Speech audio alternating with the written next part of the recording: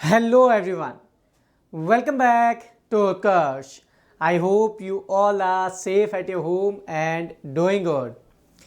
Today we are starting with a new chapter. आज हम बात करने जा रहे हैं एक नए चैप्टर की और फिजिक्स के सबसे इम्पॉर्टेंट चैप्टर की, जो हमारा कौन सा है, मैग्नेटिक इफेक्ट्स ऑफ करंट। कौन सा चैप्टर है? Magnetic effects of current. जैसा कि आप लोगों को पता है कि सीबीएसई में रिवाइज्ड सिलेबस के अकॉर्डिंग इस चैप्टर में से इलेक्ट्रिक जनरेटर और जो इलेक्ट्रिक सर्किट वाला जो पोर्शन है वो इस रिवाइज सिलेबस में डिलीट कर दिया गया है, और जो रिमेनिंग चैप्टर हमारा बचा है उसके बारे में हम लोग बात करने वाले हैं। ये चैप्टर बहुत ज़्यादा इम्पॉर्टेंट है बोर्ड के पर्सपेक्टिव से और नॉलेज के पर्सपेक्टिव से भी। जैसे कि इस चैप्टर का नाम है मैग्नेटिक इफेक्ट्स ऑफ करंट, तो मैग्नेटिक इफेक्ट्स ऑफ करंट का बेसिकली मीनिंग क्या है, पहले उस चीज़ को जानेंगे। इस पूरे चैप्टर में हमें क्या क्या पढ़ना है, इस चैप्टर में हमें क्या क्या पढ़ना है, कौन कौन से टॉपिक्स हैं जिन्हें हमें कवर करना है, उन सब चीज़ों को इस लेक्चर में हम लोग देखेंगे। जैसा कि आप लोगों को पता है कि करंट वाला जो चैप्टर था हमारा इलेक्ट्रिसिटी, 10th सीबीएसई में हमारा जो इलेक्ट्रिसिटी वाला 12th चैप्टर जो था इलेक्ट्रिसिटी वाला, उस इलेक्ट्रिसिटी वाले चैप्टर में हम लोगों ने जाना था हीटिंग इफेक्ट ऑफ करंट के बारे में। हीटिंग इफेक्ट ऑफ करंट क्या होता है कि जब करंट किसी कंडक्टर में फ्लो करता है, whenever a current flow in a conductor, then we can simply say that particular charge or ions we can say collide with the atoms of that particular conductor। उस particular atom, जो उस conductor के जो atoms हैं उनके साथ में क्या होता है, उनका कॉलिजन होता है, और उस पर्टिकुलर कॉलिजन की वजह से कुछ अमाउंट ऑफ हीट क्या होती है, रिलीज होती है, जिससे वो कंडक्टर क्या हो जाता है, गर्म हो जाता है, हीट हो जाता है, हीटिंग इफेक्ट आता है। तो हम वहाँ पर क्या कहते थे, हीटिंग इफेक्ट ऑफ करंट। तो मतलब जब भी वायर में, या हम बात कर रहे हैं किसी कंडक्टर की, तो जब भी किसी कंडक्टर में करंट फ्लो करेगी तो कंडक्टर में करंट फ्लो करने पर वहाँ पर कुछ ना कुछ इफेक्ट्स प्रोड्यूस होंगे, जिसमें पहला इफेक्ट जो हमने इलेक्ट्रिसिटी वाले चैप्टर में कवर किया था वो कौन सा था, हीटिंग इफेक्ट ऑफ करंट। इस चैप्टर में हम बात कर रहे हैं मैग्नेटिक इफेक्ट ऑफ करंट की। इसका मतलब क्या है कि जब किसी कंडक्टर में करंट फ्लो करेगी तो वहाँ पर कहीं ना कहीं क्या प्रोड्यूस होगा, मैग्नेटिक फील्ड प्रोड्यूस होगा। मतलब मैग्नेटिक या मैग्नेटिज्म से रिलेटेड कोई ना कोई चीज़ वहाँ पर ऑब्जर्व की जाएगी, तो इसे हम क्या बोलते हैं, इसे हम बोलते हैं magnetic effects of current. Okay dear students, इस चैप्टर में हम लोग क्या क्या कवर करने वाले हैं। इस चैप्टर में सबसे पहले हम जानेंगे कि ये डिस्कवरी हुई कैसे, कैसे पता चला कि जब किसी कंडक्टर में करंट फ्लो करती है तो वहाँ पर मैग्नेटिक फील्ड प्रोड्यूस होता है, पहली चीज़ तो ये। देन हम जानेंगे मैग्नेट के बारे में कि बेसिकली एक मैग्नेट होता क्या है, मैग्नेटिक फील्ड क्या होता है, मैग्नेटिक फील्ड लाइंस क्या होती है। जब किसी कंडक्टर में करंट फ्लो कर रही है तो मैग्नेटिक फील्ड जो प्रोड्यूस होगा उसकी डायरेक्शन क्या है, सर्कुलर रूप में उसकी डायरेक्शन क्या है, सोलेनॉइड क्या होता है। और जब हम किसी कंडक्टर में करंट फ्लो कर रहे हैं तो वो एक फोर्स को फील करता है, वो फोर्स कैसे जनरेट होता है, उस फोर्स की डायरेक्शन क्या है, समझ रहे हैं। Fleming's left hand rule, right hand thumb rule, ठीक है, इलेक्ट्रिक मोटर और इलेक्ट्रोमैग्नेटिक इंडक्शंस, ऐसे कुछ टॉपिक हैं जो हम इस चैप्टर में कवर करने वाले हैं। ठीक है, तो ये चैप्टर बहुत ज़्यादा इम्पॉर्टेंट है हमारे लिए, तो इसे बहुत अच्छे तरीके से हमें कवर करना है। एक एक चीज़ को अच्छे तरीके से धीरे धीरे बिल्कुल पढ़ते हुए चलेंगे। तो सबसे पहले हम बात करते हैं कि magnetic effects of electric current का कंसेप्ट कहाँ से आया। ठीक है, सबसे पहले बेसिक को जानेंगे, कुछ बेसिक चीज़ों को डिस्कस करेंगे, देन आफ्टर हम चैप्टर को स्टार्ट करेंगे। तो पहला तो यही आता है कि ये कंसेप्ट कहाँ से आया। तो ये कंसेप्ट सबसे पहले लाने वाले जो साइंटिस्ट थे उनका नाम था हैंस क्रिश्चियन ऑस्टेड। क्या नाम था? Hans Christian Oersted. सबसे पहले साइंटिस्ट कौन से थे जिन्होंने इस कंसेप्ट को इंट्रोड्यूस किया था, उनका नाम क्या था, हैंस क्रिश्चियन ऑस्टेड। ठीक है, इन्होंने 1820 में उन्होंने एक एक्सपेरिमेंट किया, और उस एक्सपेरिमेंट से इन्होंने प्रूफ किया जब किसी वायर में या जब किसी कंडक्टर में इलेक्ट्रिक करंट फ्लो करती है, जब किसी वायर में या हम किसी कंडक्टर की बात कर रहे हैं तो उसमें जब इलेक्ट्रिक करंट फ्लो करती है तो उस इलेक्ट्रिक करंट के चारों ओर मैग्नेटिक फील्ड प्रोड्यूस होता है। ये इन्होंने प्रूफ करके बताया। कैसे प्रूफ किया, इसके लिए मैंने यहाँ पर एक डायग्राम लिया, उस डायग्राम को आप अच्छे से देखेंगे। यहाँ पे अगर आप देख पा रहे हैं तो ये जो चीज़ आप देख रहे हैं ये बैटरी है, ये क्या है, बैटरी है। इस बैटरी में इन्होंने क्या कर रखा है, ये वायर जोड़ रखा है। क्या जोड़ रखा है? ये कंडक्टिंग वायर जोड़ रखा है।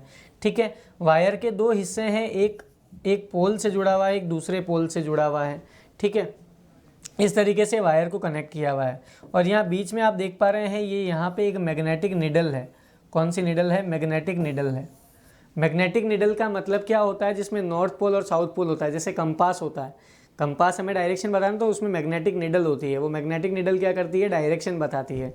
तो उसी तरीके से मैं ये कह रहा हूँ कि ऑर्स्टेड ने क्या एक्सपेरिमेंट किया, ऑर्स्टेड ने अपने सर्किट में क्या किया, मतलब उन्होंने अपने एक्सपेरिमेंट में क्या किया, एक सर्किट तैयार किया। उस सर्किट में उन्होंने कंडक्टिंग वायर लिया, ठीक है। उस कंडक्टिंग वायर को उन्होंने बैटरी से जोड़ा ताकि बैटरी से क्या हो सकता है? सप्लाई दी जा सके, बैटरी से करंट की सप्लाई करवाई जा सके। क्योंकि आपको पता है बैटरी में पोटेंशियल डिफरेंस होता है, और जहाँ पोटेंशियल डिफरेंस होता है वहाँ चार्ज का क्या होता है? फ्लो होता है। तो बैटरी से क्या फ्लो करवाई गई? करंट फ्लो करवाई गई। जैसे ही बैटरी से करंट फ्लो हुई, बैटरी जो थी उस बैटरी से जैसे ही क्या हुई? करंट फ्लो हुई। क्या फ्लो हुई? करंट फ्लो हुई। तो बैटरी से जैसे ही करंट फ्लो हुई तो उन्होंने ये ऑब्जर्व किया, उन्होंने क्या किया? उन्होंने ये ऑब्जर्व किया कि मैग्नेटिक निडल जो है, जो मैग्नेटिक निडल है, उस मैग्नेटिक निडल में डिफ्लेक्शन हो रहा है। क्या हो रहा है? डिफ्लेक्शन हो रहा है। मतलब डिफ्लेक्शन का मतलब है वो मैग्नेटिक निडल क्या होने लग गई? मूव करने लगी। जैसे मान लीजिए ये मैग्नेटिक निडल है, तो ये मैग्नेटिक निडल मूव करने लगे ऐसे, इस तरीके से थोड़ी बहुत क्या करने लग गई? मूव करने लग गई, जैसे जैसे करंट फ्लो कर रहा है। तो ये एकदम से आप खुद सोचिए कि ये मैग्नेटिक निडल जो है, नाम ही इसका क्या है? Magnetic needle. मतलब ये ऐसी सुई है, ये ऐसी निडल है जो मैग्नेट के इफेक्ट की वजह से क्या करेगी? मूव करेगी। तो इसका मतलब क्या है कि जब उस वायर में, जब उस कंडक्टर में करंट फ्लो कर रही है, जब उस कंडक्टर में क्या हो रही है? करंट फ्लो कर रही है, तो उस करंट की वजह से उसके चारों ओर क्या प्रोड्यूस हो रहा है? उसके चारों ओर एक मैग्नेटिक फील्ड प्रोड्यूस हो रहा है, और उस मैग्नेटिक फील्ड की वजह से इस मैग्नेटिक निडल में क्या आया है? डिफ्लेक्शन आया है।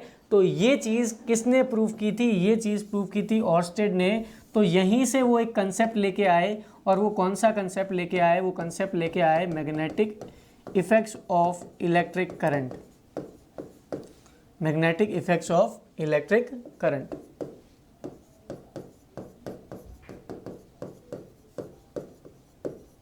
कौन सा कंसेप्ट लेके आए? Magnetic effects of electric current का कंसेप्ट लेकर आए। तो ये चीज़ क्लियर हो गई आप लोगों को। तो ऑर्स्टेड ने सबसे पहले एक्सपेरिमेंट किया था 1820 में। कब किया था? 1820 में, 1820 में, 1820 में उन्होंने एक्सपेरिमेंट किया, और यहाँ से उन्होंने प्रूफ किया कि हाँ, जब वायर में करंट फ्लो करेगी तो वहाँ मैग्नेटिक फील्ड प्रोड्यूस होगा। तो यहाँ से एक चीज़ पता चली हमें, क्या पता चली? कि जो इलेक्ट्रिक फील्ड है और मैग्नेटिक फील्ड है वो आपस में कहीं ना कहीं को रिलेटेड है। इलेक्ट्रिक फील्ड और मैग्नेटिक फील्ड, जो इलेक्ट्रिक फील्ड है और जो मैग्नेटिक फील्ड है वो आपस में कहीं ना कहीं क्या है? को रिलेटेड हैं। कहीं ना कहीं क्या है? को रिलेटेड हैं, आपस में कहीं ना कहीं रिलेशन में हैं। तो ये चीज़ ध्यान रखिएगा। तो इलेक्ट्रिक फील्ड और मैग्नेटिक फील्ड आपस में रिलेटेड होते हैं, यहाँ से ये चीज़ प्रूव हो गई।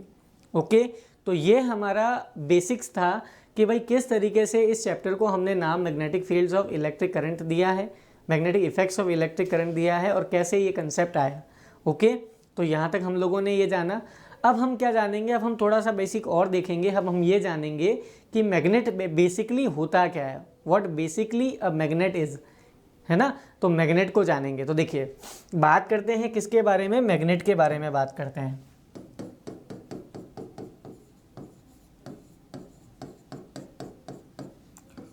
तो अगर मैं बात करता हूँ मैग्नेट की, तो हमारे नेचर में वो सारे सब्सटेंसेस जो आयरन या आयरन जैसे जो अदर मेटल्स होती है उन्हें अट्रैक्ट करते हैं, उन्हें मैग्नेट कहा जाता है।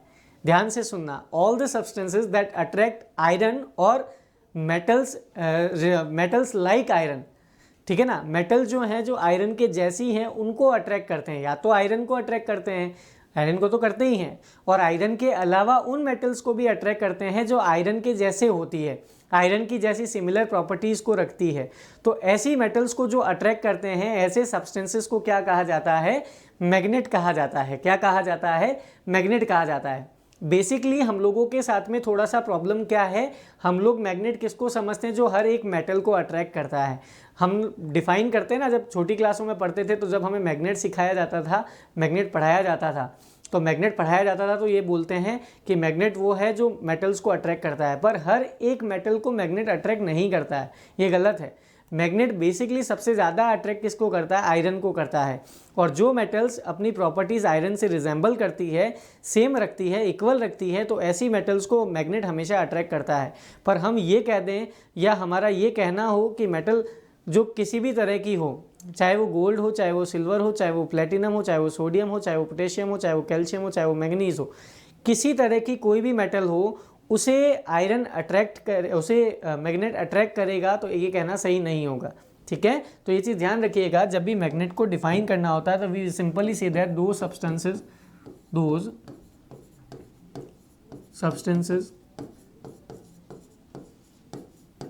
विच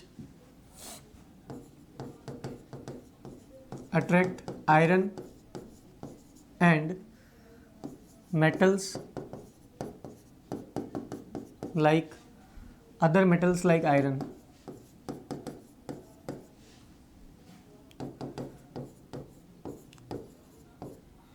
are called magnets,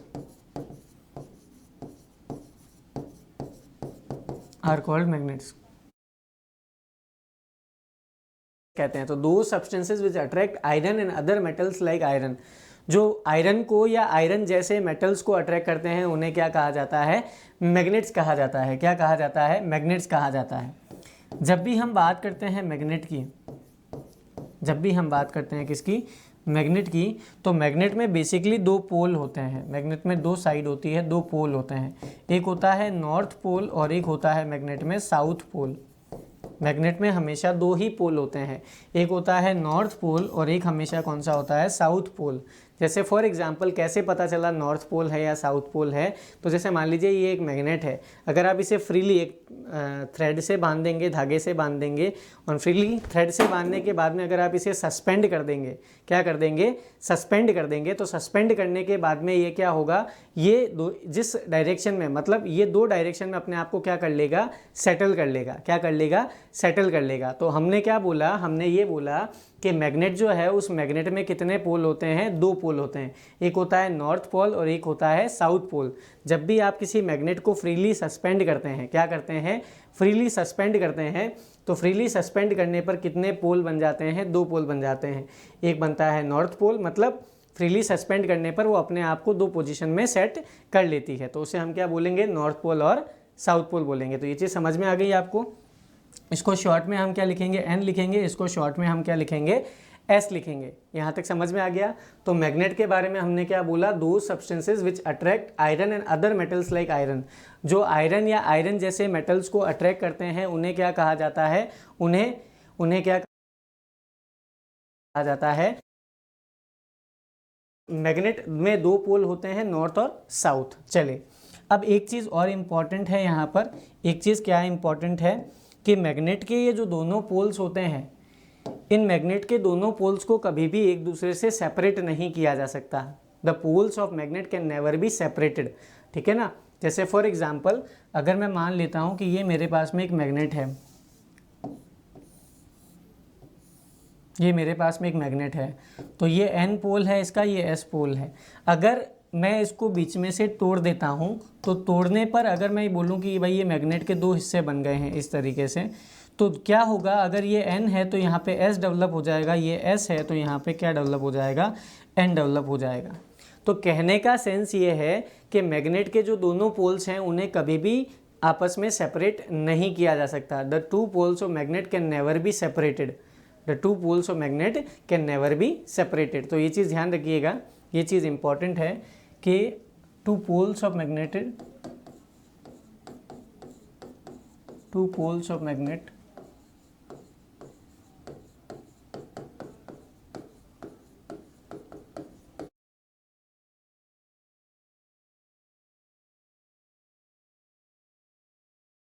ठीक है, यहाँ तक समझ में आ गया आपको? अगर मैं बात करता हूँ मैग्नेट की, तो हमारे नेचर में दो तरह का मैग्नेट होता है। हमारे नेचर में कितने तरह का मैग्नेट होता है? दो तरह का मैग्नेट होता है। एक तो हमारे पास में होता है नेचुरल मैग्नेट और एक हमारे पास में होता है आर्टिफिशियल मैग्नेट। दो तरह के मैग्नेट होते हैं। एक होता है नेचुरल मैग्नेट और एक होता है आर्टिफिशियल मैग्नेट।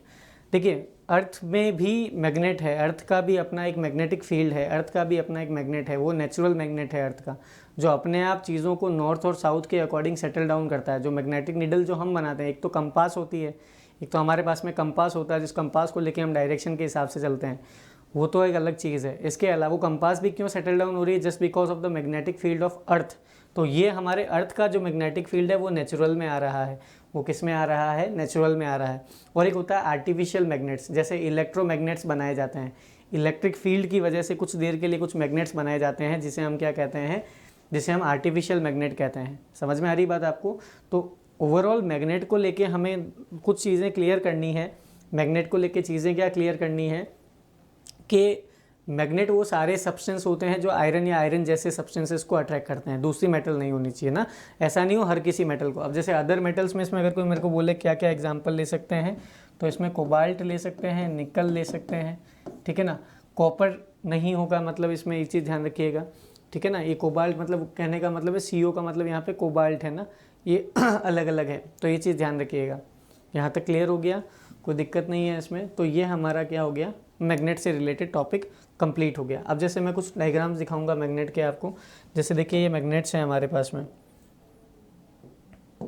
ये बहुत सारे वेरियस टाइप्स ऑफ मैग्नेट्स हैं जो आपने मार्केट में देखे होंगे, अपने सराउंडिंग्स में देखे होंगे, जिसमें सबसे कॉमन ये वाला भी देखा होगा आपने, ये वाला यू शेप है। कौन सा है? यू शेप है। इसको हॉर्स शू शेप भी कहते हैं अपन, हॉर्स शू शेप है ना, हॉर्स शू शेप भी बोलते हैं। तो ये चीज़ समझ में आई आपको? या आप इसको यू शेप कह सकते हैं, क्या कह सकते हैं, यू शेप कह सकते हैं। ये हमारे पास में रॉड है, मैग्नेटिक रॉड है, छड़ है, रॉड, रॉड का मतलब होता है छड़, ठीक है। ये हमारे पास में मैग्नेटिक निडल है, ये हमारे पास में मैग्नेटिक क्या है, निडल है। आप देख पा रहे हैं यहाँ पे हमने N और S मेंशन किया है ना, यहाँ पे हमने N और S भी मेंशन किया, ये N है तो ये S है, ये N और S भी हमने यहाँ पे मेंशन किया, ये N और S है। ये स्टील वाला मतलब ये थोड़ा सा आपको सिलेंड्रिकल फॉर्म में दिखाई दे रहा होगा, सिलेंडर फॉर्म में, ठीक है, ये सिलेंड्रिकल फॉर्म में है। ये आपको किस में दिखाई दे रहा है, सर्कुलर लूप में दिखाई दे रहा है। तो अलग अलग मैग्नेट्स टाइप्स होते हैं। ये हमारे पास में जनरल मैग्नेट्स होता है जो घर पे हम यूँ खेलते हैं रहते हैं। तो ऐसे अलग अलग मैग्नेट्स मेरे हिसाब से आप लोगों ने देखे हैं अपने अराउंड में, अपने सराउंडिंग में, अपने आसपास में बहुत अलग अलग तरह के मैग्नेट्स आपने देखे हैं। यहाँ तक समझ में आ रहा है आपको? तो ये हमारा बेसिक था किसके बारे में, मैग्नेट के बारे में। अब देखिए इसी से रिलेटेड एक टॉपिक हमारा आता है, जब हम बात करते हैं मैग्नेट की तो हम बात करते हैं किसकी, मैग्नेटिक फील्ड की।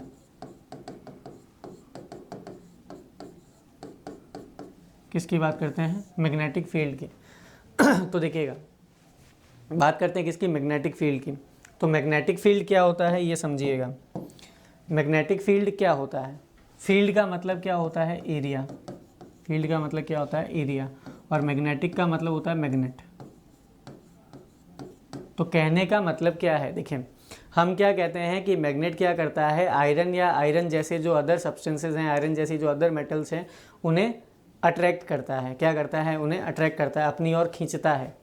तो खींचता है इसका मतलब क्या है, पुश और पुल बेसिकली किसे हम कहते हैं, फोर्स कहते हैं। क्या कहते हैं, फोर्स कहते हैं। तो जैसे मान लीजिए कि ये एक मैग्नेट है, ये क्या है, ये एक मैग्नेट है, ये N पोल है इसका, ये S पोल है।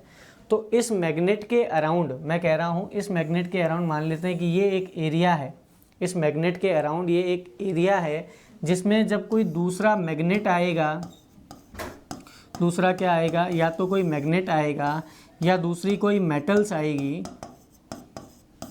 आयरन जैसी, ठीक है, दूसरी कोई मेटल आएगी आयरन जैसी, या इसमें कोई मैग्नेट जब आएगा इस एरिया में, तो उसे क्या फील होगा, उसे फोर्स फील होगा। क्या फील होगा, फोर्स फील होगा। हो सकता है अट्रैक्शन का फोर्स हो सकता है रिपल्शन का फोर्स हो। जैसे मान लीजिए मेरे पास में एक ये मैग्नेट का टुकड़ा है, ठीक है, मैंने मेरे एक फ्रेंड को सामने की ओर बिठाया, फिर हम उस मैग्नेट को पास में लेके यूँ बैठे हैं। तो मान लो कि वो मेरे बहुत क्लोज बैठा है, हाथ लेके वो बहुत क्लोज बैठा है मैग्नेट को लेके, तो मैग्नेट एक दूसरे को क्या कर जाएगी, अट्रैक्ट कर जाएगी, क्योंकि फोर्स फील होगा। अब मान लीजिए ये मैग्नेट है, ठीक है, थोड़ी सी दूर, बहुत ज़्यादा, मतलब इस रूम के बाहर मान लीजिए कि एक बंदा खड़ा है, वो मैग्नेट लेके खड़ा है। अब मैं उसको बोलूँ ले खींच, तो मैग्नेट थोड़ी खींच पाएगा, नहीं खींच पाएगा ना। जितना क्लोज मैग्नेट होगा, जितनी कम डिस्टेंस होगी, इसका मतलब खींच पाएगा। एक पर्टिकुलर डिस्टेंस के बाद में वो मैग्नेट उसको अट्रैक्ट करना छोड़ देगा। उसका रीज़न क्या है? क्योंकि वो उसके फील्ड से बाहर जा चुका है, वो उसके दायरे से बाहर जा चुका है। भाई बात समझ में आ रही है? भाई जैसे आपने क्रिकेट देखा होगा, मान लीजिए ये क्रिकेट का पिच है, ये बैट्समैन है, ठीक है, और ये बॉलर है, ठीक है। इस बॉलर ने यहाँ से बॉल फेंकी और बैट्समैन ने हिट कर दी, बैट्समैन ने हिट कर दी, यहाँ पे फील्डर खड़ा है, यहाँ पे फील्डर खड़ा है। अब ये बॉल ये कहाँ तक कैच कर सकता है फील्डर? इस लाइन से पहले उसे पता है कि ये उसकी बाउंड्री है, ये उसकी क्या है? बाउंड्री है ना। अब इस बाउंड्री से बाहर गेंद चली जाएगी तो वो कैच भी करेगा तो आउट नहीं माना जाएगा। तो इसका मतलब क्या है कि ये जो एरिया है ये डिसाइड हो चुका है, ये उसका पिच, ये मतलब पूरा का पूरा उसकी बाउंड्री डिसाइड हो चुकी है कि इस बाउंड्री के अंदर अंदर ही मामला सेट होगा। इस बाउंड्री के अंदर अंदर अगर वो कैच पकड़ लेता है तो वो आउट है, इसके बाहर वो पकड़ेगा तो आउट नहीं है। तो कहने का मतलब क्या है, उसी तरीके से जिस तरीके से यहाँ पे क्रिकेट में ये चीज़ होती है, उसी तरीके से मैग्नेटिक फील्ड क्या है कि मैग्नेट के अराउंड वो एरिया, किसी मैग्नेट के अराउंड वो एरिया जिसमें जब कोई दूसरा मैग्नेट आता है या जब कोई आयरन जैसी मेटल एंटर करती है तो उसे क्या फील होता है? उसे फोर्स फील होता है। तो वो एरिया, वो फील्ड क्या कहलाता है? मैग्नेटिक फील्ड कहलाता है। क्या कहलाता है? मैग्नेटिक फील्ड कहलाता है। तो हम क्या लिख सकते हैं मैग्नेटिक फील्ड में? अगर हम डेफिनेशन लिखें तो हम क्या लिख सकते हैं? The area around any magnet in which when another magnet or iron like metal enters, then it experiences force. Then that field is called, that field or area is called magnetic field. उस area को या उस field को क्या कहा जाता है? Magnetic field कहा जाता है। क्या कहा जाता है? मैग्नेटिक फील्ड कहा जाता है। और मैग्नेटिक फील्ड को बताने के लिए क्या मैग्नेटिक फील्ड कितना डिस्टेंस तक है? भाई ये एरिया, जैसे हम लोग क्या करते हैं क्रिकेट में पूरी की पूरी एक बाउंड्री बना लेते हैं, वो पता ना बाउंड्री बनी हुई होती है ना, तो बाउंड्री क्या बताती है? बाउंड्री ये बताती है कि साहब यहीं तक ये एरिया है, इसके बाहर एरिया नहीं है। तो ठीक उसी तरीके से मैग्नेटिक फील्ड को शो करने के लिए, मैग्नेटिक फील्ड को रिप्रेजेंट करने के लिए कुछ लाइंस ड्रॉ की जाती हैं। कुछ लाइंस क्या की जाती है? ड्रॉ की जाती है। उन लाइंस को जो ड्रॉ की जाती है उन्हें क्या कहा जाता है? Magnetic field lines. क्या कहा जाता है? Magnetic field lines. तो याद रखिएगा कि जो मैग्नेटिक फील्ड होता है, उस मैग्नेटिक फील्ड को रिप्रेजेंट करने के लिए जो लाइंस ड्रॉ की जाती है, जिन लाइंस को ड्रॉ किया जाता है, उन लाइंस को क्या कहते हैं? मैग्नेटिक फील्ड लाइंस कहते हैं। क्या कहते हैं? मैग्नेटिक फील्ड लाइंस कहते हैं। तो यहाँ तक ये चीज़ क्लियर हो गई आप लोगों को। तो मैग्नेटिक फील्ड लाइंस को देखते हैं एक बार। देखिए ये यहाँ पर मैंने मैग्नेटिक फील्ड लाइंस की फ़ोटो ली है, एक बार अच्छे से आप लोग देखेंगे इसे। मैग्नेटिक फील्ड लाइंस, ठीक है। इस मैग्नेटिक फील्ड लाइंस में अगर आप ढंग से देखेंगे तो यहाँ पे इस डायग्राम को आप ऑब्जर्व करेंगे, ये हमारे पास में बार मैग्नेट है। ये कौन सी मैग्नेट है भाई? बार मैग्नेट है। ये कौन सी मैग्नेट है? Bar magnet. इसे हम क्या कहते हैं? बार मैग्नेट कहते हैं। क्या कहते हैं? Bar magnet. छड़ होती है ना, रॉड, उसके लिए हमने वर्ड यूज़ किया बार। तो ये एक हमारे पास में क्या है? बार मैग्नेट है। इस बार मैग्नेट में आप देख पा रहे हैं ये एन पोल है और ये हमारे पास में कौन सा पोल है? एस पोल है।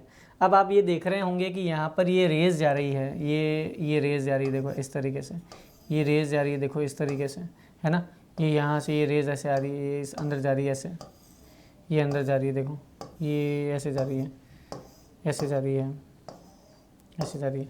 तो ये जो पूरा एरिया है यहाँ तक वाला, ये वाला, ये पूरा यूँ ख़त्म हो जाएगा बस।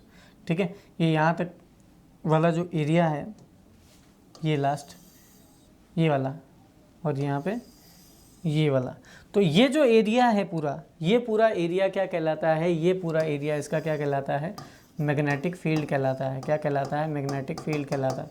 इस पर्टिकुलर मैग्नेट का ये मैग्नेटिक फील्ड है। मुझे कैसे पता चला ये वाला ही इसका मैग्नेटिक फील्ड है, just because of its magnetic field lines. किसकी वजह से पता चला, मैग्नेटिक फील्ड लाइंस की वजह से पता चला। अब मैग्नेटिक फील्ड लाइंस की कुछ प्रॉपर्टीज़ होती है, there are some properties of magnetic field lines जो कि आपके लिए इंपॉर्टेंट है एग्जाम के पॉइंट ऑफ व्यू से। तो इसकी कुछ प्रॉपर्टीज़ होती हैं। प्रॉपर्टीज़ क्या होती है मैग्नेटिक फील्ड लाइंस की, अगर हम बात करें तो पहली चीज़ तो होती है magnetic field lines will always move, they will always move from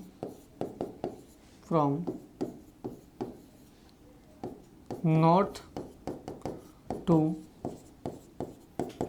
south pole outside the magnet. किसी भी मैग्नेट के आउटसाइड वाला अगर आप देखेंगे तो आप देख रहे होंगे कि ये जो मैग्नेटिक फील्ड लाइंस है ये कहाँ पे जा रही है, एक क्लोज्ड सर्कल की फॉर्म में जा रही है, और वो भी कहाँ से ओरिजिनेट हो रही है, नॉर्थ से ओरिजिनेट हो रही है और साउथ की ओर जा रही है। मैग्नेटिक फील्ड लाइंस हमेशा कहाँ से कहाँ जाएगी, नॉर्थ से साउथ जाएगी, किसमें, आउटसाइड द मैग्नेट। अब देखिए ये डायरेक्शन भी बता रही है, ये देखिए अगर ये इस तरीके से जा रही है इसका मतलब ये नॉर्थ है, नॉर्थ से ओरिजिनेट हो रही है, और बाहर उस साइड में कौन सी आएगी, साउथ आएगी। तो जहाँ से आउटसाइड द बार मैग्नेट अगर आप जो देखेंगे तो हमेशा आउटसाइड द मैग्नेट हो क्या होगा, वो हमेशा नॉर्थ से साउथ होगा। पर वहीं अगर आप इनसाइड द मैग्नेट बात करोगे, किसमें बात करोगे, इनसाइड द मैग्नेट, तो इनसाइड द मैग्नेट मामला अलग है। इनसाइड द मैग्नेट अगर आप देखोगे, अंदर की ओर देखोगे, तो ये देखो ये अंदर ऐसे जा रही है, अंदर ये कहाँ से कहाँ जा रही है, साउथ से नॉर्थ जा रही है। कहाँ से कहाँ जा रही है, साउथ से नॉर्थ। तो अगर आप बार मैग्नेट की बात करेंगे तो बार मैग्नेट में जो मैग्नेटिक फील्ड लाइंस हैं वो magnetic field lines south pole से कहाँ जाएगी, नॉर्थ पोल की ओर जाएगी। तो हम बात करते हैं जो इनसाइड द मैग्नेट है, तो उस इनसाइड द मैग्नेट में हम बोलेंगे कि ये जो मैग्नेटिक फील्ड लाइंस है वो कहाँ से कहाँ जाएगी, साउथ से नॉर्थ की ओर जाएगी। कहाँ से कहाँ जाएगी, साउथ से नॉर्थ। तो याद रखिएगा जो बार मैग्नेट है उसमें आउटसाइड जो मैग्नेटिक फील्ड लाइंस है वो नॉर्थ से साउथ होती है, और inside the magnet it will move from south to north. Okay, तो ये दो चीज़ें आपको बहुत अच्छे से याद रखनी है। इसमें और क्या होता है, इसमें एक और चीज़ होती है हमारे पास में, इसमें तीसरी चीज़ क्या हो,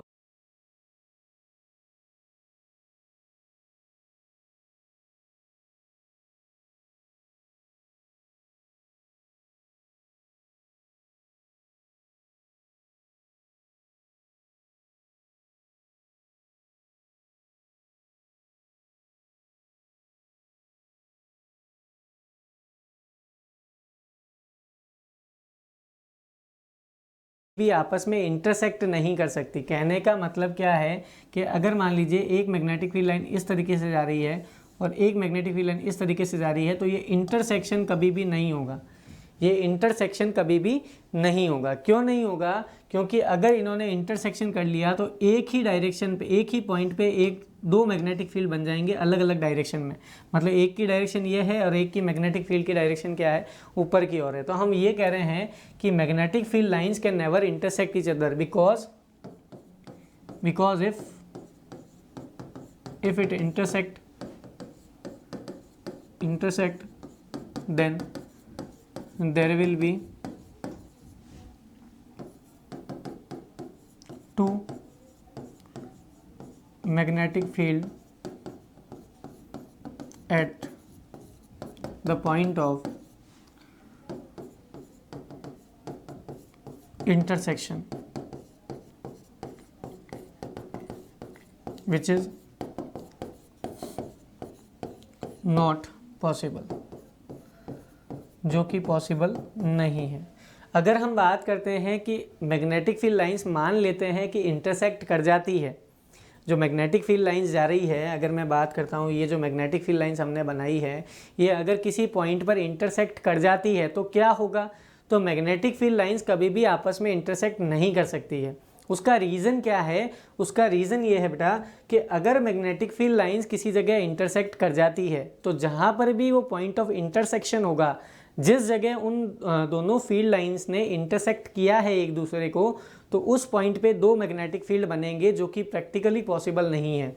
मतलब मेरा कहने का ये सेंस हो रहा है कि एक ही वक्त पर आप अपने घर पर भी हैं और एक ही वक्त पर आप अपने स्कूल में भी बैठे हुए अपने दोस्तों से बात कर रहे हैं, ऐसा पॉसिबल नहीं हो सकता।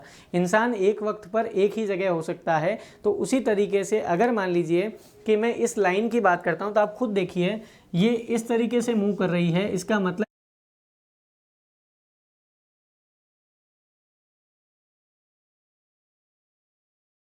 मैग्नेटिक फील्ड बन रहे हैं एक ही पॉइंट पे, जो कि पॉसिबल नहीं होता है। मैग्नेटिक फील्ड एक पॉइंट पे एक ही डायरेक्शन में हो सकता है। तो ये बहुत ज़्यादा इंपॉर्टेंट है, एग्जाम में पूछा जाता है। ठीक है, तो इसे बहुत अच्छे तरीके से आप लोग पढ़ेंगे। फोर्थ पॉइंट बता रहा हूँ, ये properties of magnetic field lines है। ये क्वेश्चन भी आता है, draw magnetic field lines. Magnetic field lines को ड्रॉ कीजिए। अब फोर्थ आता है, फोर्थ पॉइंट है, these lines are imaginary in nature. These lines are imaginary in nature. ठीक है ना, ये इमेजिनरी नेचर की है। ऐसा नहीं है कि आप इसको ऑब्जर्व कर, मतलब आप इसको प्रैक्टिकली देख सकते हैं कि सर मैं ये देखो ये मैग्नेट लेके आया है, देखो ये लाइन जा रही है, देखो देखो ये लाइन जा रही है। ऐसा पॉसिबल नहीं है। मतलब विजुअलाइजेशन इसका हम नहीं कह सकते कि ये लाइंस मुझे दिख रही है, समझ रहे हैं ना। तो ये चीज़ याद रखिएगा। तो these lines are imaginary nature, ये पूरा का पूरा इमेजिनेशन से ड्रॉ किया हुआ कंसेप्ट है। हाँ होता है, ये बात फैक्ट है कि ये होता है। इसको प्रैक्टिकली कैसे प्रूफ किया गया था, आयरन फिलिंग्स लेके इन हम लोगों ने क्या किया, जैसे उन्होंने एक्सपेरिमेंट करके बताया था ऑस्टेड ने, कि जैसे है ना ये मैग्नेट है, बार मैग्नेट है, मान लीजिए ये बार मैग्नेट है। इस बार मैग्नेट को ऐसे रखा, इसके ऊपर हम लोगों ने क्या किया, एक कार्डबोर्ड के ऊपर रख के इसको उसके ऊपर आयरन फिलिंग्स डाल दी। आयरन फिलिंग्स समझते ना, लोहे का बुरादा बोलते हैं हम, आयरन फिलिंग्स होती है। उन आयरन फिलिंग्स को हमने यूँ गिरा दिया। उसके बाद हमने नीचे से ठक ठक किया, थोड़ा सा हिलाया उसको। तो जैसे ही हमने थोड़ा सा उसको शेक किया, हिलाया, तो क्या हुआ, जो आयरन फिलिंग्स है वो थोड़ा सा इसी फॉर्म में अरेंज हो गई, उसके चारों ओर इस फॉर्म में अरेंज हो गई। तो जैसे इस फॉर्म में अरेंज हुई ना, तो हम लोगों ने थोड़ा सा ऐसा दिमाग लगा, मतलब तो थोड़ा सा वहाँ पे दिमाग लगा कि हाँ ये ऐसे अरेंज हो रही है, इसका मतलब यहाँ पे कहीं ना कहीं मैग्नेटिक फील्ड इसी तरीके से प्रेजेंट है। तो उसके बेसिस पे ये कंसेप्ट आया है। तो ये तो प्रैक्टिकल है, बट हम ये कह दें कि हमें मैग्नेटिक फील्ड लाइंस जाती हुई दिखाई दे रही है, देखो ये मैग्नेटिक फील्ड लाइन जा रही है, देखो ये आ रही है, ऐसा पॉसिबल नहीं है। That's why we are saying that these lines are imaginary in nature. तो ये 4 पॉइंट हम लोगों को क्लियर हो गए हैं। तो मैग्नेटिक फील्ड लाइंस की 4 पॉइंट आपको याद रखना है। ये 4 प्रॉपर्टीज़ होती है मैग्नेटिक फील्ड लाइंस की। जितनी ज़्यादा और जितनी पास मैग्नेटिक फील्ड लाइंस होगी, उतना ज़्यादा स्ट्रॉन्ग मैग्नेटिक फील्ड होगा। जितनी लाइंस क्लोजर होगी, lines are closer to each other, अगर मैग्नेटिक फील्ड लाइंस एक दूसरे के जितनी ज़्यादा क्लोजर होगी, उतना स्ट्रॉन्ग मैग्नेटिक फील्ड होगा, उतना स्ट्रॉन्ग क्या होगा, मैग्नेटिक फील्ड होगा। तो ये चीज़ ध्यान रखिएगा भाई, ये चीज़ ध्यान रखिएगा। तो बहुत इंपॉर्टेंट चीज़ें हैं। 2 क्वेश्चन यहाँ पर बनते हैं हमारे बोर्ड में। एक तो पहला क्वेश्चन क्या बनता है कि ड्रॉ मैग्नेटिक फील्ड लाइंस, उसका एक डायग्राम ड्रॉ करना है, जिसमें इस डायग्राम को आपको ड्रॉ करके बताना है। और अगर हो सकता है ड्रॉ मैग्नेटिक फील्ड लाइंस के साथ में मैग्नेटिक फील्ड लाइंस की प्रॉपर्टीज़ को भी पूछा जाए, तो आप उस प्रॉपर्टीज़ को भी वहाँ पर मेंशन कर सकते हो। एक हमारे पास में है कि why magnetic field lines never intersect each other. Magnetic field lines जो है वो कभी भी इंटरसेक्ट क्यों नहीं करती है, तो आप क्या बोलेंगे, मैग्नेटिक फील्ड लाइंस बहुत ज़्यादा इंपॉर्टेंट है। That's why I am repeating this again and again. उसका रीज़न क्या है, उसका रीज़न है इसका इंपॉर्टेंट होना। तो मैग्नेटिक फील्ड लाइंस इंटरसेक्ट क्यों नहीं करती है, क्योंकि एक ही पॉइंट पे दो इंटरसेक्शन, मतलब at the point of intersection there will be 2 magnetic fields which is practically not possible. Okay, तो ये हमारे पास में इसके पॉइंट्स हो गए हैं, मैग्नेटिक फील्ड लाइंस की प्रॉपर्टीज़ हो गई है।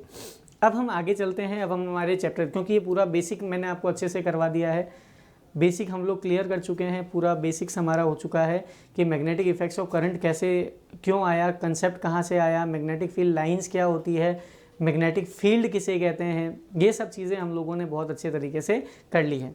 अब हम बात करते हैं आगे कि भाई जैसे मान लीजिए एक कंडक्टर लिया हमने, आपने तो सब बोल दिया, चलो मैग्नेटिक फील्ड प्रोड्यूस होता है सब पता कर लिया। अब हम ये कह रहे हैं कि हमारे पास में एक कंडक्टर है। कंडक्टर का मतलब क्या होता है समझते हैं ना आप, जिसमें करंट फ्लो कर सकती है, जिसमें इलेक्ट्रिसिटी फ्लो करती, करंट फ्लो करती है, इलेक्ट्रिक करंट फ्लो करती है, उसे हम कंडक्टर कहते हैं। तो हम ये कह रहे हैं कि अगर मैं एक कंडक्टर लेता हूँ और उस कंडक्टर में मान लीजिए कि करंट फ्लो कर रही है, तो आप ये बताइए, आपने तो ऑर्स्टेड ने तो ये मतलब प्रूव कर दिया कि ये यहाँ पर मैग्नेटिक फील्ड प्रोड्यूस होगा, पर वो मैग्नेटिक फील्ड की डायरेक्शन क्या होगी, वो किस डायरेक्शन में बन रहा है, उसमें एन कौन सा है, एस कौन सा है और किस डायरेक्शन क्या है उसकी। तो हमेशा याद रखिएगा, मैग्नेटिक फील्ड की डायरेक्शन को पता करने के लिए, मैग्नेटिक फील्ड की डायरेक्शन को पता करने के लिए यहाँ पर एक एक्सपेरिमेंट किया जाता है। क्या किया जाता है? एक एक्सपेरिमेंट किया जाता है। तो हम बात करते हैं magnetic field due to a straight conductor, straight current carrying conductor. मान लीजिए कि हमारे पास में ये वायर है, ये एक स्ट्रेट वायर है, ठीक है, ये पॉइंट ए है इसका, ये पॉइंट बी है इसका, ठीक है, ये पॉइंट बी है। इस वायर में ये पॉइंट ए हो गया, ये पॉइंट बी हो गया, और इस वायर में करंट ए से बी की ओर फ्लो कर रही है, आई इस तरीके से फ्लो कर रही है। ये बैटरी से जुड़ा हुआ होगा, ठीक है।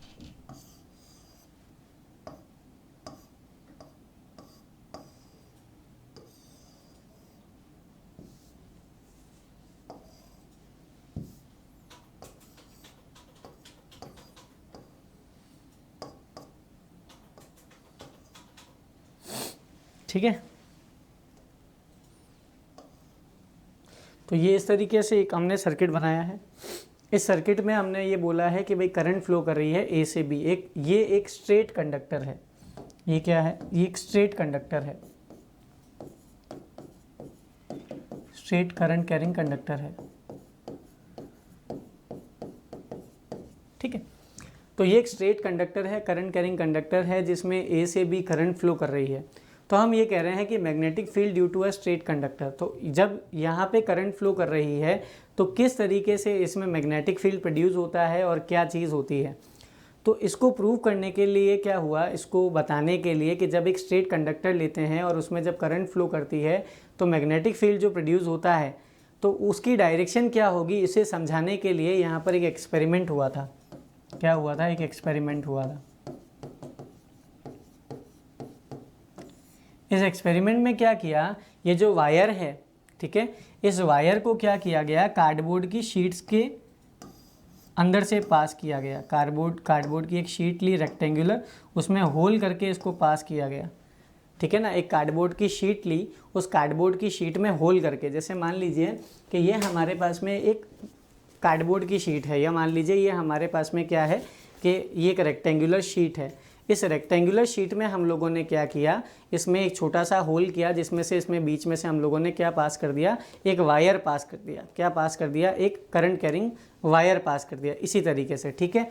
अब इसी तरीके से ये देख पा रहे हैं आप सर्किट। अब हम लोगों ने क्या किया, इसके ऊपर आयरन की फिलिंग्स डाल दी। क्या डाल दी? आयरन की फिलिंग्स। आयरन फिलिंग्स समझते हैं? आयरन की फिलिंग्स का मतलब हो गया, आयरन फिलिंग्स जो होती है हमारी लोहे का बुरादा, जो लोहे का पाउडर जो है, आयरन पाउडर जो हम कह रहे हैं, वो आयरन फिलिंग्स हमने इसके ऊपर डाल दी, ठीक है। यहाँ पे इसके ऊपर डाल दी, वायर लगा हुआ है इसमें से। वो थोड़ा सा कनेक्शन ऐसा करना है कि वो मतलब हल्का ना हो, ढीला ना हो, ठीक है, थोड़ा लूज़ ना हो, ऐसा थोड़ा ध्यान रखना है। लूज़ नहीं करना है इसको ना, एकदम टाइट ऐसे रखना है। उसके बाद में इसको हमने बैटरी और की से जोड़ के इसका पूरा मामला सेट कर दिया, ठीक है, पूरा सर्किट बना लिया।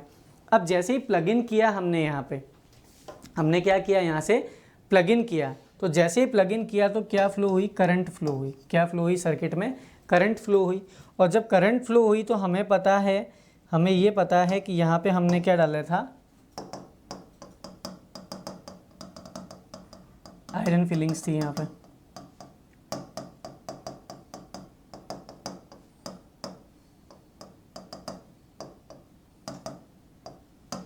ये आयरन फिलिंग्स इस तरीके से हमने डाली हुई थी इस पे। तो जब हमने करंट पास की, जब हमने प्लग इन किया, करंट फ्लो हुई, जब इसमें क्या फ्लो हुई, करंट फ्लो हुई, तो करंट फ्लो होने पे क्या ऑब्जर्व किया गया वो देखते हैं।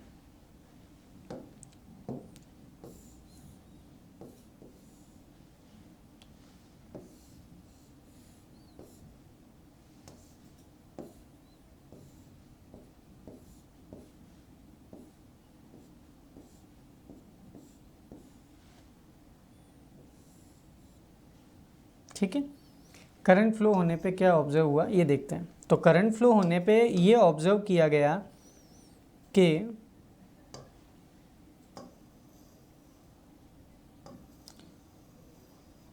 जो आयरन फिलिंग्स हैं वो कुछ इस तरीके से अरेंज हो गई। वो क्या हो गई, कुछ इस तरीके से अरेंज हो गई, कॉन्सेंट्रिक सर्कल्स की फॉर्म में क्या हो गई, अरेंज हो गई। समझ रहे हैं भाई? जब करंट फ्लो हुई, इसमें करंट फ्लो हुई तो हमने ये देखा कि जो हमने रेक्टेंगुलर शीट ली थी, या जो हमने कार्डबोर्ड लिया था रेक्टेंगुलर, उस रेक्टेंगुलर कार्डबोर्ड पर जो हमने आयरन फिलिंग्स ली थी, वो आयरन फिलिंग्स कॉन्सेंट्रिक सर्कल्स की फॉर्म में अरेंज हो गई है। तो ये कॉन्सेंट्रिक सर्कल्स किसको शो कर रहा है? ये कॉन्सेंट्रिक सर्कल जो है ये हमारे मैग्नेटिक फील्ड को शो कर रहा है। किसको शो कर रहा है? मैग्नेटिक फील्ड को शो कर रहा है। ये हमें ये बता रहा है कि जब यहाँ से करंट फ्लो करती है तो इसके अराउंड जो मैग्नेटिक फील्ड बनता है, ये मैग्नेटिक फील्ड कॉन्सेंट्रिक सर्कल्स की फॉर्म में बनता है। किसकी फॉर्म में बनता है? कॉन्सेंट्रिक सर्कल्स की फॉर्म में। तो यहाँ से इस चीज़ का आंसर आ गया कि magnetic field due to a straight conductor क्या होगा।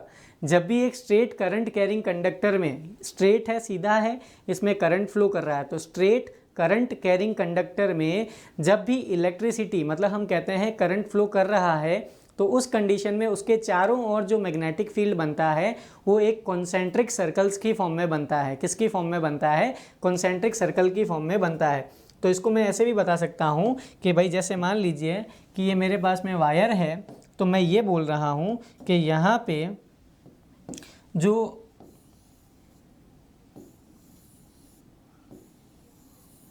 मैग्नेटिक फील्ड है वो कुछ इस तरीके से बनेगा, कॉन्सेंट्रिक सर्कल्स की फॉर्म में बनेगा। और कॉन्सेंट्रिक सर्कल्स की फॉर्म में जब बनेगा तो उसमें करंट मान लीजिए कुछ इस तरीके से ये फ्लो कर रही थी। क्या कर रही थी? करंट इस तरीके से फ्लो कर रही थी। ठीक है, ये इस तरीके से करंट फ्लो कर रही थी, तो इसमें कॉन्सेंट्रिक सर्कल्स की फॉर्म में बन गया। समझ में आ गई बात? अब बात ये आती है कि डायरेक्शन क्या होगी, कि कॉन्सेंट्रिक सर्कल्स की फॉर्म में, कॉन्सेंट्रिक सर्कल्स की फॉर्म में क्या बन गया? मैग्नेटिक फील्ड बन गया। ठीक है, समझ में आ गया। पर कॉन्सेंट्रिक सर्कल की फॉर्म में जब मैग्नेटिक फील्ड बनेगा तो उसकी डायरेक्शन क्या होगी? उसकी डायरेक्शन क्या होगी? ठीक है, डायरेक्शन क्या होगी? डायरेक्शन का मतलब ये है कि ये जो मैग्नेटिक फील्ड बना है इसकी डायरेक्शन कैसे निकालें।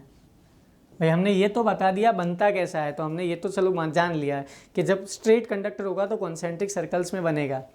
पर अब इसकी डायरेक्शन कैसे निकालें? तो डायरेक्शन निकालने के लिए एक रूल आया, और वो रूल कौन सा था? Right hand thumb rule. कौन सा था? Right hand thumb rule. कौन सा रूल आया? राइट हैंड थंब रूल आया। ठीक है ना। ये रूल हमें क्या बताता है? ये रूल ये बताता है कि जब एक करंट कैरिंग कंडक्टर में करंट फ्लो कर रही है, मतलब करंट फ्लो कर रही है किसी कंडक्टर में, तो उसमें जो मैग्नेटिक फील्ड प्रोड्यूस होगा उसकी क्या डायरेक्शन है, तो वो बताने का काम किसने किया? राइट हैंड थंब रूल में। जैसे देखिए यहाँ पे राइट हैंड थंब रूल हमें बताया गया है, इसे अच्छे से आप देखेंगे, ये हमारा राइट हैंड है। ठीक है, ये मेरे लिए राइट हैंड है। इस राइट हैंड में हमें क्या करना है? जैसे मान लीजिए ये कंडक्टर है, ये वायर है, स्ट्रेट वायर है, आपको क्या करना है? इस कंडक्टर को इस तरीके से होल्ड करना है, इस तरीके से होल्ड करना है। वापस देखिएगा, ये एक कंडक्टर है, मान लीजिए इसमें करंट या तो ऊपर जा रही है या नीचे जा रही है। आपको दो ही कंडीशन होगी, आपको ये तो पता है ना, अगर ये वायर है तो इस वायर में करंट दो ही तरीके से जा सकती है, या तो ऊपर जाएगी या नीचे जाएगी, है ना, ये तो आपको पता है। तो आपको क्या करना है? ये जो कंडक्टर है इसमें करंट जो फ्लो कर रही है वो या तो ऊपर जाएगी या नीचे जाएगी। तो ऊपर जा रही है तो इसे थंब रख के आपको इस तरीके से पकड़ना है। ऊपर जा रही है तो आपका जो थंब होगा वो किसको बताएगा? राइट हैंड थंब रूल नाम है इसका। इसका नाम क्या है? राइट हैंड थंब रूल है। तो राइट हैंड थंब रूल में आपको क्या करना है? जो आपका थंब है ना, इस थंब को करंट की डायरेक्शन में रखना है। तो मैं बोल रहा हूँ कि इस कंडक्टर में, इस स्ट्रेट कंडक्टर में करंट ऊपर की ओर फ्लो कर रही है। कहाँ फ्लो कर रही है? ऊपर की ओर फ्लो कर रही है। तो जब करंट इसमें ऊपर की ओर, मतलब अपवर्ड डायरेक्शन में जा रही है, तो मेरा जो थंब होगा वो थंब ऊपर की ओर जाएगा, और जब थंब ऊपर की ओर जाएगा तो मेरी फिंगर्स कर्ल्ड हो जाएगी, मतलब मुड़ जाएगी इस तरीके से। ठीक है, तो ये मैं आपको दिखा रहा हूँ। तो इसका मतलब ये मेरा क्या है भाई? ये मेरा करंट की डायरेक्शन है, और ये कर्ल्ड फिंगर्स, ये जो मेरी मुड़ी हुई फिंगर्स हैं, ये क्या बता रही है? ये मैग्नेटिक फील्ड को बता रही है। तो अगर मान लीजिए यहाँ पे देखिएगा अच्छे से, ये मेरे पास में एक वायर है, इस वायर में मैं ये कह रहा हूँ कि ये करंट इस तरीके से ऊपर की ओर फ्लो कर रही है। तो मैं अगर इस वायर को इस तरीके से पकड़ता हूँ, इधर देखना, इस वायर को मैं ऐसे पकड़ता हूँ तो मेरी फिंगर्स ऐसे अंदर की ओर जा रही है, इस तरफ से आ रही है। किस तरफ जा रही है? उधर जा रही है। तो अगर मैं यहाँ पे पहले कॉन्सेंट्रिक सर्कल बनाऊँ, क्या बनाऊँ? कॉन्सेंट्रिक सर्कल बनाऊँ इस तरीके से, तो इस कॉन्सेंट्रिक सर्कल में आप समझ सकते हैं कि जो मेरी करंट की डायरेक्शन आएगी वो कैसे आएगी? वो इधर आएगी। वो कैसे आएगी? इधर आएगी। ठीक है, वो इस साइड में आएगी। किस साइड में आएगी? इस साइड में। इस साइड में कौन सा? लेफ्ट हैंड साइड की ओर जाएगी। ठीक है ना। और ये जो डायरेक्शन होती है, अगर आपने क्लॉक देख रखी है, क्लॉक तो सबने घर में देखी होगी, वॉच आपने देखी होगी, तो वॉच की जो डायरेक्शन है, जिस साइड में हमारी जो वॉच की जो निडल होती है वो मूव करती है, उसे हम बोलते हैं क्लॉकवाइज। क्या बोलते हैं? क्लॉकवाइज। और इसका जो अपोजिट होता है उसे हम बोलते हैं एंटी क्लॉकवाइज। क्या होता है? Anti clockwise. इस तरफ का जो मूवमेंट होता है, इस तरफ का मूवमेंट क्लॉकवाइज होता है, इधर का एंटी क्लॉकवाइज होता है। तो अगर मतलब किसी स्ट्रेट करंट कैरिंग कंडक्टर में अगर करंट अपवर्ड जा रही है, ऊपर की ओर जा रही है, तो उसमें मैग्नेटिक फील्ड कैसा होगा? एंटी क्लॉकवाइज होगा। तो ये जो डायरेक्शन है ये कौन सी है बेटा? ये एंटी क्लॉकवाइज है। कौन सी है? एंटी क्लॉकवाइज है। कौन सी है? Anti clockwise. तो यहाँ तक समझ में आया आपको? वापस बता रहा हूँ, आपको सिर्फ क्या करना है, अपने राइट हैंड का यूज़ करना है और आपको सिर्फ इस तरीके से इसे होल्ड करना है। जो आपका थंब होगा वो रिप्रेजेंट करेगा किसे? करंट की डायरेक्शन को। जो आपकी कर्ल्ड फिंगर्स हैं, जो मुड़ी हुई फिंगर्स हैं, वो आपको बताएगी मैग्नेटिक फील्ड की डायरेक्शन को, और वो जो क्या है? एंटी क्लॉकवाइज है। क्या है? एंटी क्लॉकवाइज है। ठीक है, यहाँ तक समझ में आया?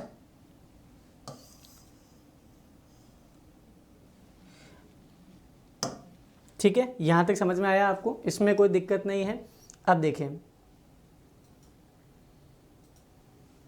हाँ, इसमें कोई दिक्कत नहीं है। एंटी क्लॉकवाइज, क्लॉकवाइज क्लियर हो गया है। अब देखो, अगर मैं बात करता हूँ कि इसी वायर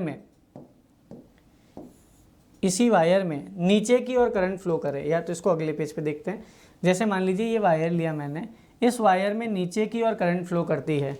तो ये देखिए, इसको मैं नीचे की ओर होल्ड करूंगा तो मेरी फिंगर अंदर की ओर जा रही है। अंदर की ओर मतलब मुड़ के ऐसे आएगी, मुड़ के ऐसे आएगी। ठीक है, तो इसका मतलब अगर मैं यहाँ पे ड्रॉ करता हूँ कॉन्सेंट्रिक सर्कल्स को, तो ये जो कॉन्सेंट्रिक सर्कल बनाए हैं, इस कॉन्सेंट्रिक सर्कल में मेरी जो मैग्नेटिक फील्ड की डायरेक्शन होगी वो कुछ इस तरीके से होगी।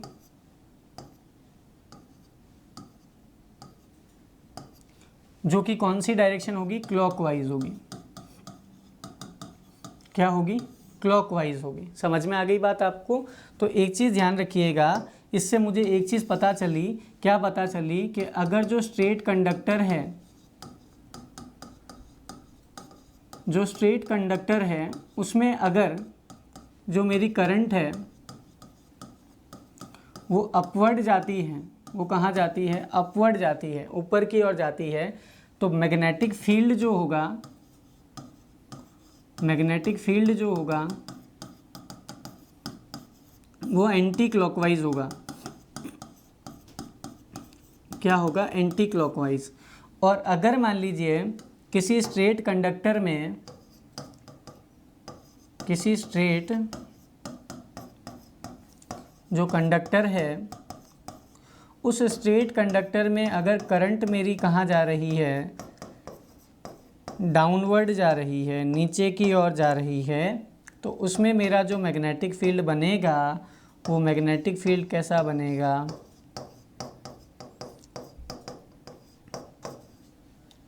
क्लॉकवाइज। कौन सी डायरेक्शन होगी? क्लॉकवाइज। तो मतलब जब मुझे स्ट्रेट कंडक्टर दे रखा है, कोई कंडक्टर दे रखा है, तो उस कंडक्टर में मुझे अगर मैग्नेटिक फील्ड निकालना है कि मैग्नेटिक फील्ड कौन सी डायरेक्शन में है, तो वहाँ पर मेरे लिए सबसे ज़्यादा इजी कौन सा रूल रहेगा? राइट हैंड थंब रूल रहेगा। राइट हैंड थंब रूल में बस मुझे करना कुछ नहीं है, मुझे बस उस कंडक्टर को होल्ड करना है। उस कंडक्टर में मुझे बस करंट की डायरेक्शन में अपने थंब को रखना है, और जो मेरी फिंगर्स होगी वो मुझे ये बताएगी कि भाई वो जो मेरा, मैं कह सकता हूँ के जो कंडक्टर है उसमें जो मैग्नेटिक फील्ड प्रोड्यूस हुआ है उसकी क्या डायरेक्शन होगी, तो वो मुझे किससे पता चल जाएगा, right hand thumb rule. Right hand thumb rule को और किसी एक और रूल से हम बता सकते हैं, मतलब और किसी रूल से जान सकते हैं, तो वो कौन सा है, मैक्सवेल्स स्क्रू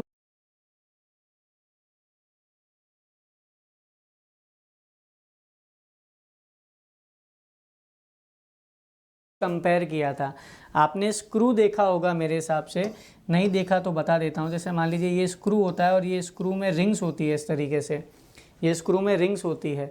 तो जब हम इस स्क्रू को क्या करते हैं, जब हम इस स्क्रू को टाइट कर रहे होते हैं तो हम क्या कर रहे हैं कि हम उसको करंट दे रहे हैं, और जब हम उसमें करंट स्ट्रेट लगा रहे हैं तो करंट स्ट्रेट जा रही है, तो ये जो रिंग्स है वो क्या करती है, वो सर्कल की फॉर्म में घूमती है, वो क्या होती है, यूँ घूमती है। तो इसका मतलब क्या है कि वो जो हम उसको क्या कर रहे हैं, टाइट कर रहे हैं, तो वो तो हम लगा रहे हैं करंट, और वो जो इसकी रिंग्स घूम रही है वो क्या बन रहा है, मैग्नेटिक फील्ड बन रहा है। ऐसे मैक्सवेल ने अपने स्क्रू रूल को क्या किया था, इसके साथ में कंपेयर किया था। तो ये चीज़ है जो हमें किसके बारे में बताती है बेटा, magnetic field due to a straight conductor, magnetic field due to a straight conductor. ठीक है, अब यहाँ पे अगर आपको ये पूछ लिया जाए कि इस स्ट्रेट कंडक्टर में आपने तो ये तो बोल दिया कि साहब ये मैग्नेटिक फील्ड यहाँ पे बनता है, ये मैग्नेटिक फील्ड यहाँ पे बनता है, ठीक है, कोई दिक्कत नहीं है। अब इस मैग्नेटिक फील्ड में नॉर्थ पोल किस साइड में आएगा, साउथ पोल कौन सा होगा, ये जो मैग्नेट बनाया है ना क्लोज्ड सर्कल की फॉर्म में, इसमें ये बताओ नॉर्थ पोल कौन सा है और साउथ पोल कौन सा है। ठीक है, तो हमेशा याद रखिएगा नॉर्थ पोल और साउथ पोल के बताने के लिए आपको दो चीज़ें याद रखनी है कि अगर मैग्नेटिक फील्ड की डायरेक्शन एंटी क्लॉकवाइज है, कौन सी है, एंटी क्लॉकवाइज है, और एक हमारे पास में कौन सी डायरेक्शन है, क्लॉकवाइज है, तो एंटी क्लॉकवाइज में आपको याद रखना है एन, में आपको क्या ध्यान रखना है, एन ध्यान रखना है, क्या ध्यान रखना है, एन ध्यान रखना है। क्योंकि देखिए ये जो डायरेक्शन है, ये जो एन है, ये एन इसी तरीके से घूम रहा है, ठीक है ना, तो एन का मतलब एंटी में एन आ रहा है, इसका मतलब जिस डायरेक्शन में एंटी क्लॉकवाइज होगी उधर कौन सा पोल होगा, नॉर्थ पोल होगा। कौन सा पोल होगा, नॉर्थ पोल।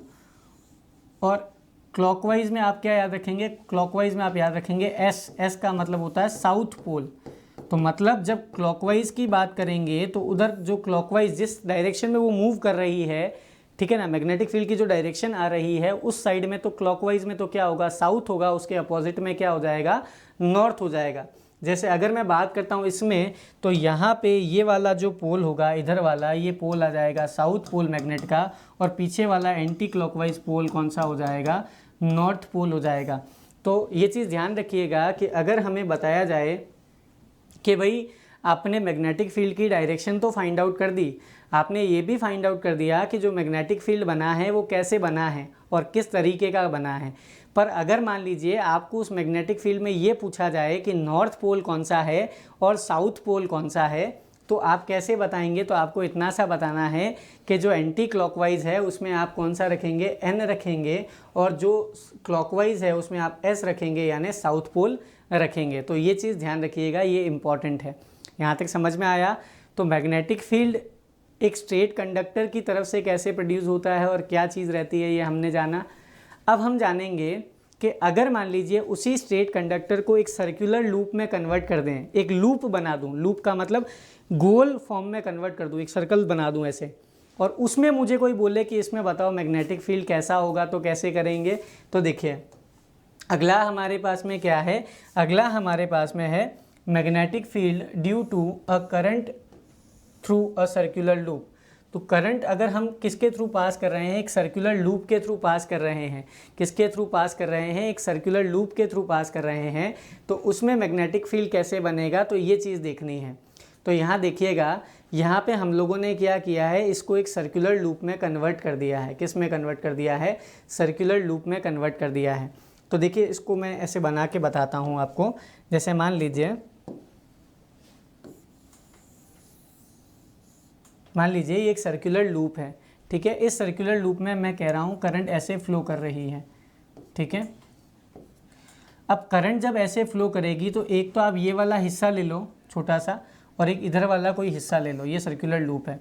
तो यहाँ पे करंट ऐसे फ्लो कर रही है, इधर करंट ऐसे फ्लो कर रही है, ठीक है।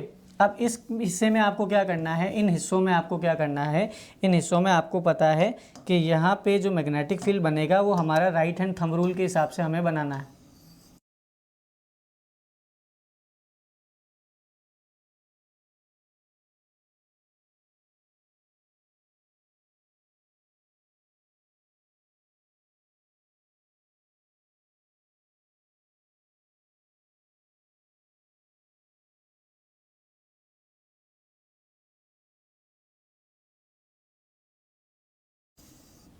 ठीक है,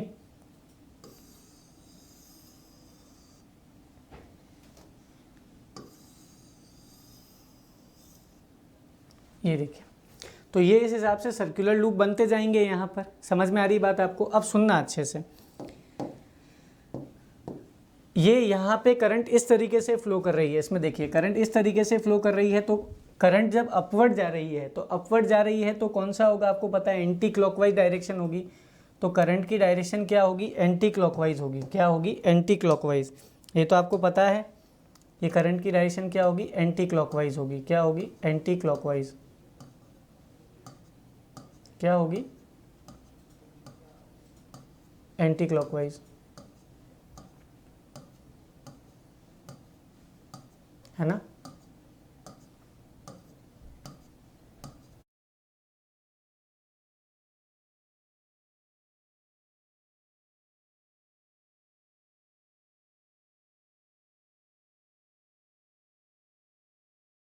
क्लॉकवाइज होगी, ठीक है। अब यहाँ देखिएगा, इसमें देखिएगा, इसमें करंट नीचे की ओर जा रही है तो मतलब क्लॉकवाइज होगी। कैसी होगी, क्लॉकवाइज होगी, ठीक है।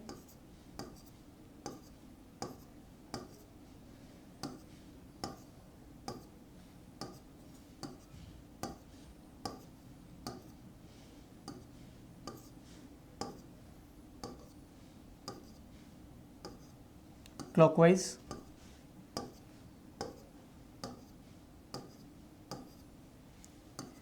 क्लॉकवाइज। तो यहाँ देखिए, आप थोड़ा सा इसको ढंग से ऑब्जर्व करेंगे ना तो आप ये देखेंगे कि यहाँ पे जो करंट फ्लो स्टार्ट हुई थी तो वो हुई थी एंटी क्लॉकवाइज, इस साइड में, इस वाले में, इस वाले एरिया में। और यहाँ पे जो करंट फ्लो कर रही है वो किस साइड में, मतलब जो मैग्नेटिक फील्ड बन रहा है वो कौन सी डायरेक्शन में बन रहा है, क्लॉकवाइज।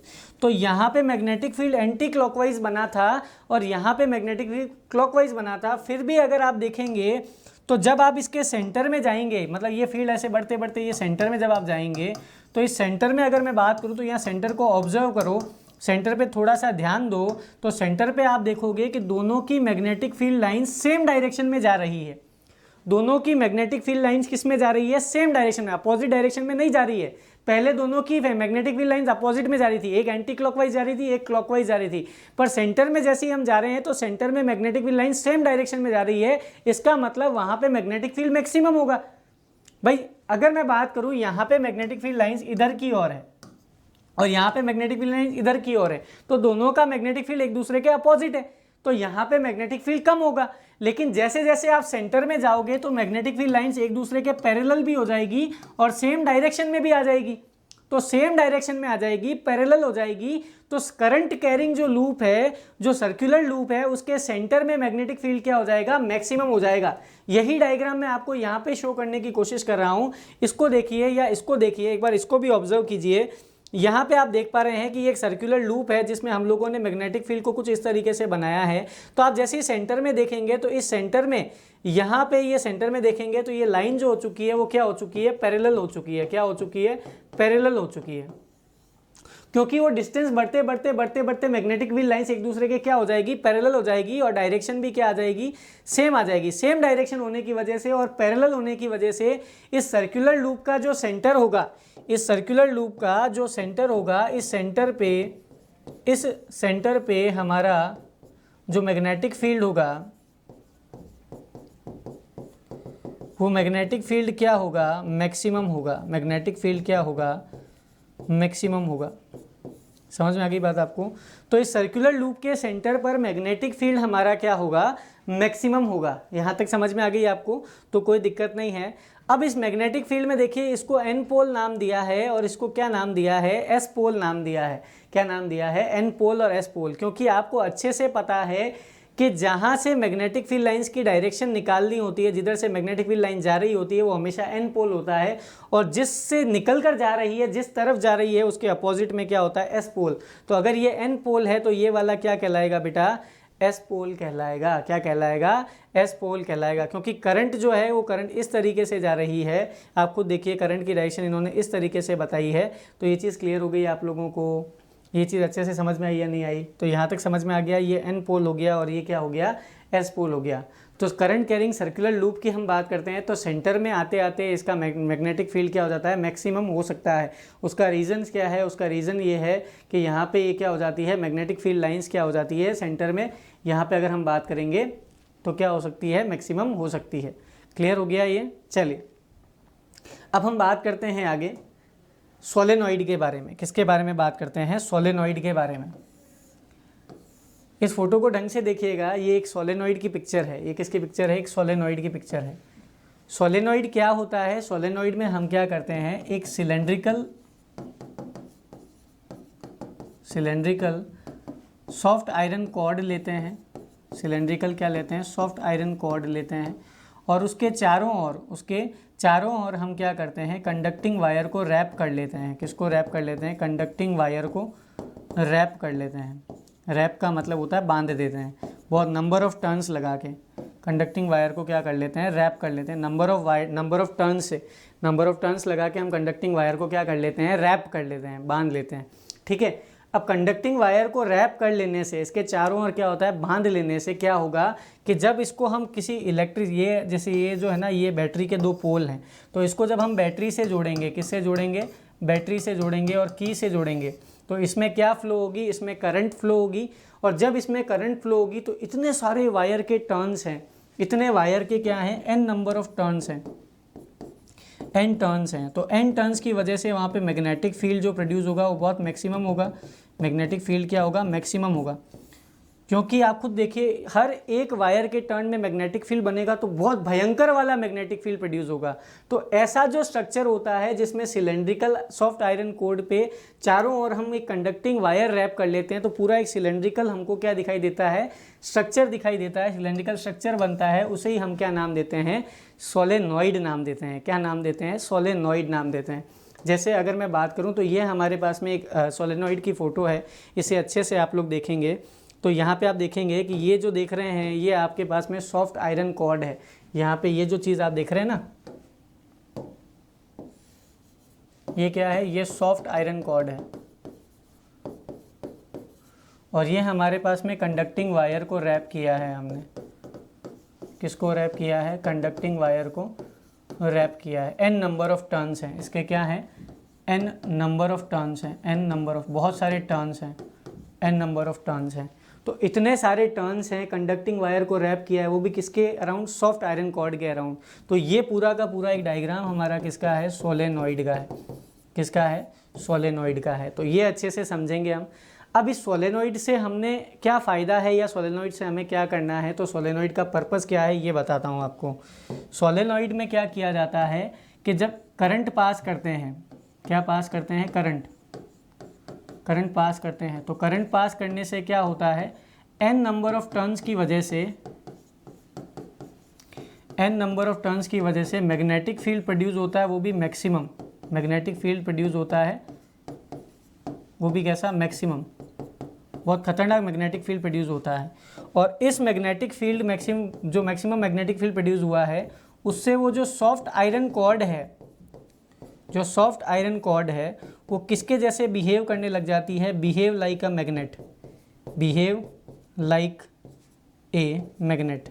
वो किसके जैसे बिहेव करने लग जाती है, मैग्नेट के जैसे बिहेव करने लग जाती है। इतना भयंकर मैग्नेटिक फील्ड प्रोड्यूस होता है कि उसे लगने लगता है कि वो खुद एक मैग्नेट है। उसको क्या लगने लगता है, वो खुद अपने आप में क्या है, एक मैग्नेट है। तो it behave like a magnet, तो वो मैग्नेट के जैसे बिहेव करने लगती है जस्ट बिकॉज ऑफ करंट। तो हम इसे बोलते हैं, ऐसी मैग्नेट को हम बोलते हैं इलेक्ट्रोमैग्नेट। क्या बोलते हैं, इलेक्ट्रोमैग्नेट। ऐसी मैग्नेट को क्या नाम दिया जाता है, इलेक्ट्रोमैग्नेट नाम दिया जाता है। मैग्नेट और वो भी किसकी वजह से, इलेक्ट्रिसिटी की वजह से। तो इस ऐसे मैग्नेट को हमने क्या बोला, इलेक्ट्रोमैग्नेट बोला। क्या बोला, इलेक्ट्रोमैग्नेट बोला। तो यहाँ तक समझ में आ गया आपको। अब सवाल यह आता है कि अगर सर हम इस करंट को बंद कर दें तो क्या ये मैग्नेट बनी रहेगी, नहीं बनेगी। तो इसको हम बोलते हैं टेम्परेरी इलेक्ट्रोमैग्नेट। क्या बोलते हैं, टेम्परेरी। आप जैसे ही इलेक्ट्रिसिटी मतलब करंट का फ्लो बंद करोगे, ये वापस सॉफ्ट आयरन कॉर्ड बन जाएगी, तो इसे हम क्या बोलते हैं, टेम्परेरी इलेक्ट्रोमैग्नेट। समझ में आ गई बात आपको। एक चीज़ ध्यान रखिएगा, यहाँ पे सॉफ्ट आयरन कॉर्ड का ही यूज़ क्यों करते हैं। अगर मान लीजिए यहाँ पे हार्ड आयरन कॉर्ड का यूज़ किया, तो यहाँ पे किसका यूज़ किया, हार्ड आयरन कॉर्ड का यूज़ किया, या किसी और आयरन कॉर्ड का यूज़ किया, तो क्या दिक्कत होगी, कोई और मटेरियल यूज़ करेंगे तो इससे क्या होगा, ये परमानेंट मैग्नेट बन जाएगी। ये क्या बन जाएगी, परमानेंट मैग्नेट बन जाएगी।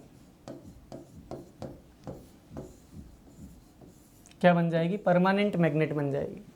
समझ में आ रही बात आपको। ये क्या बन जाएगी, परमानेंट मैग्नेट बन जाएगी। परमानेंट मैग्नेट क्यों बन जाएगी, क्योंकि आप जैसे ये इतनी ज़्यादा मतलब हम कह सकते हैं इतनी ज़्यादा अट्रैक्टिव बन जाएगी कि आप जैसे ही करंट बंद भी कर दोगे तो ये मैग्नेट के जैसे ही बिहेव करेगी। सो दैट्स वाई हम यहाँ पे सॉफ्ट आयरन कॉर्ड का यूज़ करते हैं। तो इस पूरे लेक्चर में हम लोगों ने किसको जाना, इस पूरे लेक्चर में ये पार्ट 1 है। इस पार्ट 1 में हम लोगों ने मैग्नेटिक इफेक्ट्स ऑफ करंट का बेसिक मीनिंग क्या होता है, मैग्नेट क्या होता है, मैग्नेटिक फील्ड लाइंस क्या होती है, और किस तरीके से करंट की डायरेक्शन के हिसाब से मैग्नेटिक फील्ड लाइंस की डायरेक्शन को कैलकुलेट किया जाता है या पता लगाया जाता है। ये सारी चीज़ों को हमने जाना। इसका जो सेकंड पार्ट आएगा, उस सेकंड पार्ट में हम जानेंगे force on A current carrying conductor. मतलब जब एक कंडक्टर में करंट फ्लो होता है तो उसमें फोर्स किस डायरेक्शन में लगता है, कैसे फाइंड आउट किया जाता है, और इलेक्ट्रिक मोटर की मैकेनिज़्म क्या होती है। ठीक है, तब तक के लिए इसे अच्छे से पढ़िए, स्वस्थ रहिए, मस्त रहिए, उत्कर्ष से जुड़े रहिए। Thank you.